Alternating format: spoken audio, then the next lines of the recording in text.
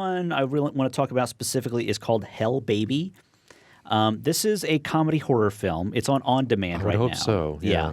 It's on demand right now. It's written by two guys named Tom Lennon and Ben Garant, who you might recognize from Reno 911. Yes, yeah. They write a bunch of like family friendly top tier films. They actually wrote a book about how to write these kinds of movies because clearly this is not their sensibility at all. It's basically what helps pay their bills so they can do all the weird other funny stuff. Herbie the Love Bug, and they wrote that Vin Diesel movie where he's a babysitter. Yeah, I can't remember But they write these movies. Something Pacifier. Like Pacifier, I think they wrote that one too. Anyways, this is about a couple who the wife is pregnant. They buy a haunted house, and it's hilarious. It is unbelievably funny.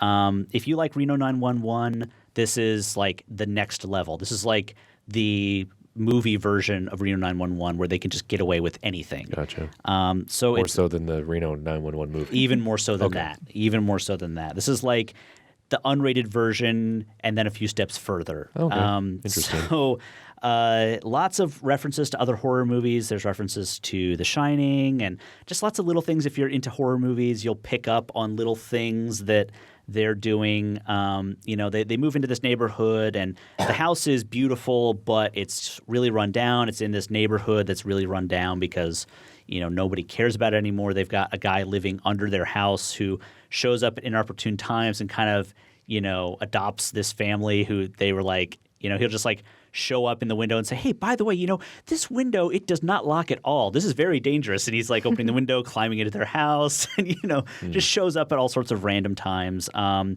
Corddry is sort of the main actor. A guy named Keegan Key is in this as well from Key and Peele. Oh, yeah. The comedy show. Let's see who else is in this. Lots of little cameos. Sure. I mean, like Michael Ian Black is in this. Kumail Nanjiani is in this. Lots of little cameos, but it is hilarious. However, it takes things way further than you would. Does it? Okay. If you're just looking for like a light comedy and like, it's like like a PG-13 comedy, like, no.